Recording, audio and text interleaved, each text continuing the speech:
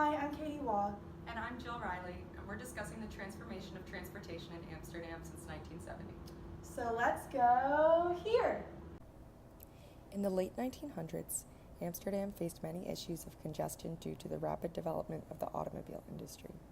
Before the 1960s, most people within Amsterdam had used bikes as their main method of transportation, but the expansion of the automobile industry introduced new issues of urban sprawl on top of its negative environmental impact on the city. Amsterdam was ill-equipped to take on these new traffic issues and required major transportation reform from the Prime Minister of Netherlands, who enacted new policy and legislature to decrease dependence on automobiles as the main method of transportation in the 1970s. A huge part of this transition to public transportation was the investment of the government in the GVB and its future plans for growth within Amsterdam. GVB is the municipal public transport operator in the city of Amsterdam and was created in 1900 when the city acquired a private tram company.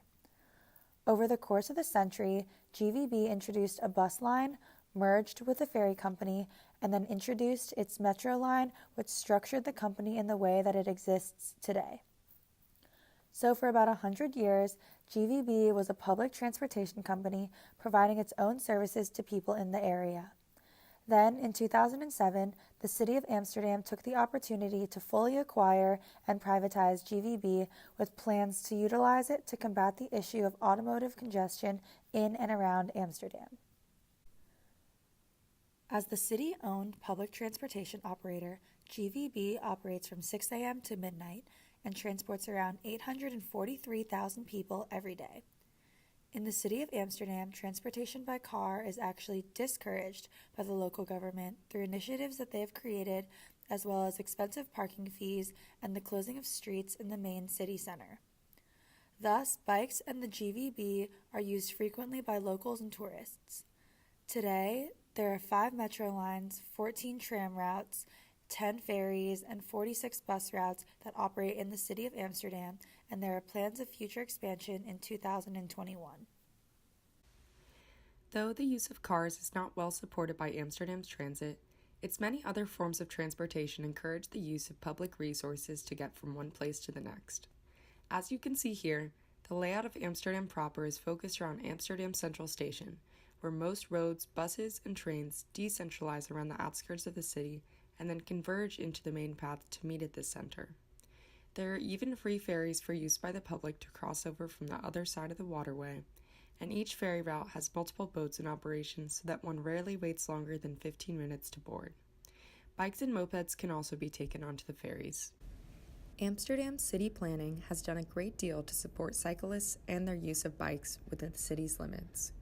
They have intentionally designed roads with brightly painted cycling paths and made biking within the city a safe and enjoyable experience for both visitors and locals.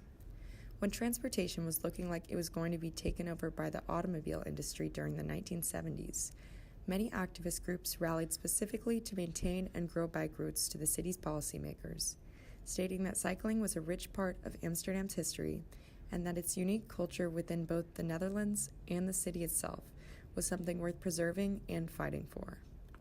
While the shift back to a bike-focused city was gradual, these voices were heard in the form of car-free Sundays, as well as the integration of safe bike routes into city plans for the future of Amsterdam's transit.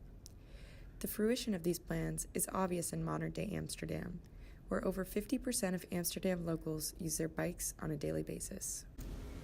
This effort of shared transportation in the form of bikes, trains, ferries, and buses also helps to make Amsterdam a more sustainable city as a whole, and an example of what planning can do to encourage best practices for not only the current state of a space, but thinking a step ahead as to what it will grow to be in the future.